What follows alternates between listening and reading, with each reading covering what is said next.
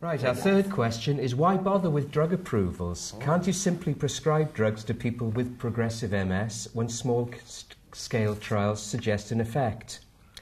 In context, simvastatin is a cheap cholesterol-lowering drug that was found to slow the development of progressive MS, done by Jeremy. It is out of patent, but will cost a lot of money to produce more trials and to fulfill the necessary trial results to support the claims. Should we say to hell with this, start prescribing it widely to MS patients? And do we have any way to speed up the process? Jeremy. Well, thank you very much. I think it's a very good question. So this is the MS STAT trial that we announced. It's still going through peer review, the paper, but we announced Nectrums in October. So just a bit of background. So simvastatin, as you say, a cholesterol-lowering drug, but also has some nerve protective properties and maybe some nerve protective and anti-inflammatory properties. We used it in high dose because it can have rare serious side effects. It was carefully controlled. We were looking primarily at the MRI scan because in MS there's some all of our brains are shrinking a little bit and they shrink a little bit more in MS. We want to see if we could reduce that. We did show a reduction at about 40%, that's exciting, and some hint of effect on the clinical outcomes. It was a 2-year study, and I suppose that opens up the whole thing about the trial process, why we do trials. And just in brief, phase 1 is early stage work, phase 2 is mid-phase, often doing something else like an MRI scan for an early readout or a biomarker. And phase 3 is a definitive clinical trial. Does it really have an effect on a large number of people?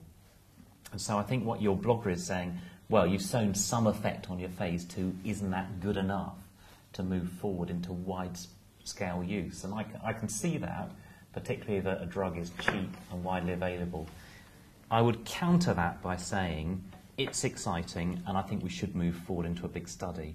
But there's a danger if we just hand it out that we'll never know what its real clinical effect is over, say, a 3-year period.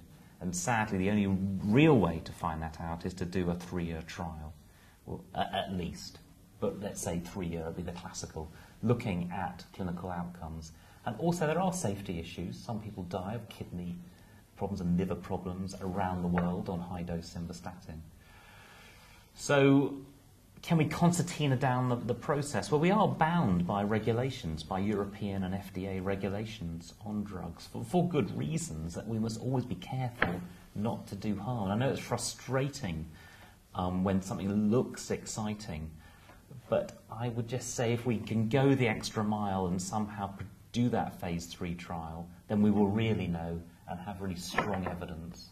And that would be my point of view.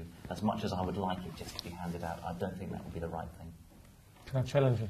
Gavin, please do. I think it's unethical to do trials of drugs and show they work at the phase 2 level without having an ability to take them to the phase 3 and further, which is probably why we shouldn't be doing trials anymore on off-patent drugs that we can't get a license for.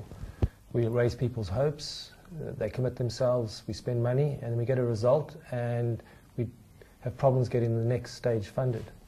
So I think we need a fundamental change in the legal system to create the incentives for people like us or small companies or pharma companies to take simvastatin now and put it into phase 3 and get payback.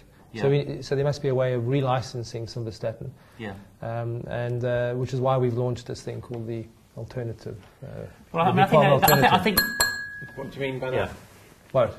Well, it's a big the alternative. Well, the big pharma is exactly this. We need a system where we had this problem with orphan diseases are very rare diseases, so infectious diseases. So to incentivize the pharmaceutical company to develop drugs for diseases where there wasn't going to be a big market or profitability, they created incentives, and it works very well. Since the Orphan Drug Act, enormous number of pharmaceutical companies are developing drugs for orphan diseases. And what does that?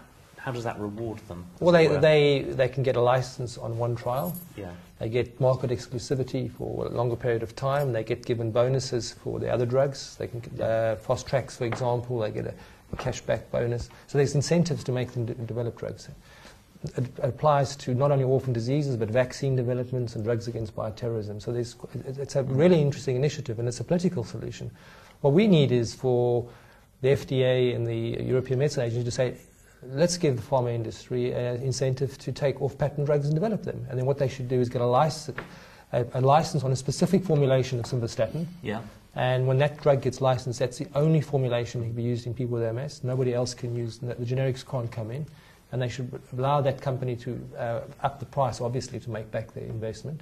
And we'll then get an incentive to develop drugs. I mean, I think it's very interesting because you're right. On the one hand, you have academic clinical researchers.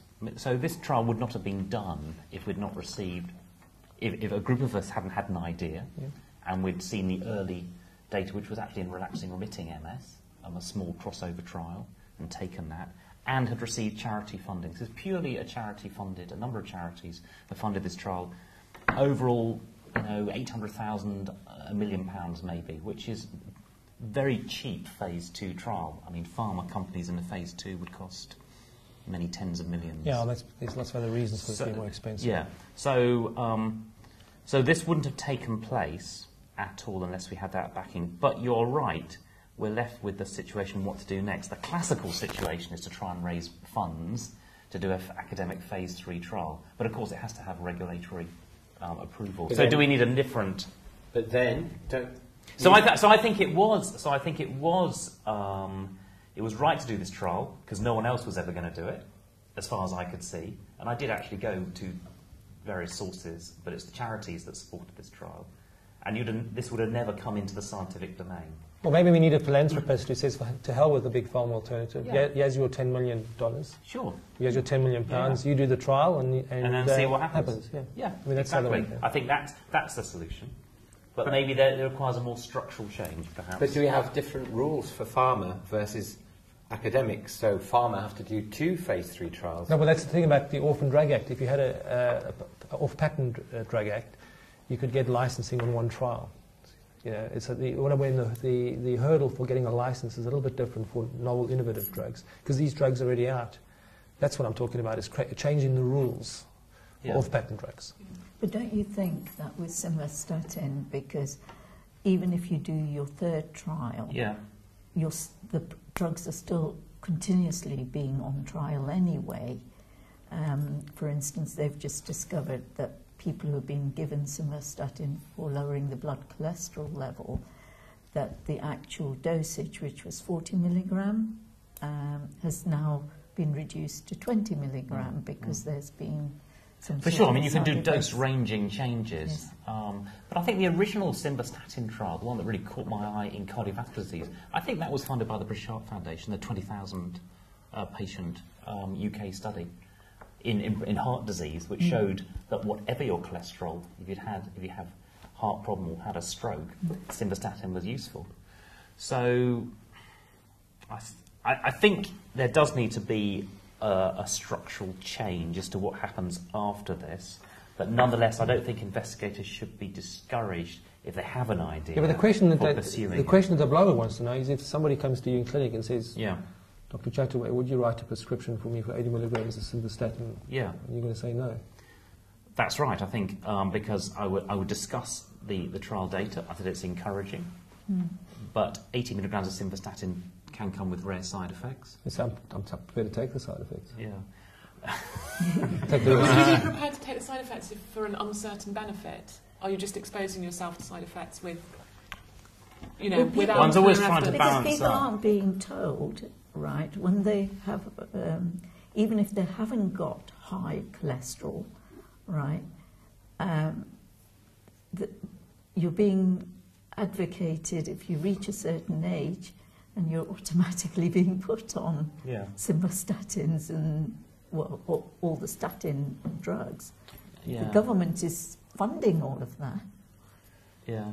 Well, they're funding it for a different reason, though. Yeah. And also the population age for that is an older population, and we want to use it at people with MS probably very early on in their disease. The degenerative process starts from the beginning. So if simvastatin is going to work as a neuroprotective drug, you probably want every single person on the drug if you can show it's effective in all the populations. Of course, it has been trialled in early stage relapsing remitting disease, but that was looking at relapses. Those trials actually, even the big Sorensen trial, were underpowered. beautiful reduction in relapse rate. And actually, it's very difficult to show a reduction in relapse rate of people on another agent, such as beta interferon. So you've got to be a bit careful. It doesn't seem to have an anti-relapse effect, but it might have an anti-progressive effect in the early stage.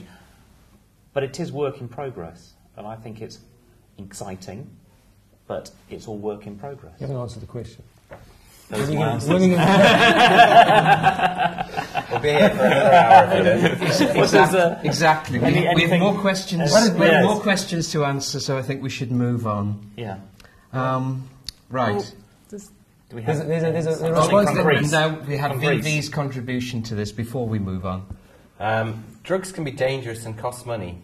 This question is posed because expensive drugs of limited efficiency and great danger can get approved in the absence of any other treatment. There should be a redefinition of safety and efficacy respecting common sense, i.e. most MSs should see clear improvement or symptomatic relief from a candidate drug. It is clear that raising expectations would send most drugs out of the market, but at the same time stir more research. Of course, if a drug has been around for some time, has been proven literally safe and cheap, it should be prescribed freely without the need for new trials. So, contrasting you guys. What can I say?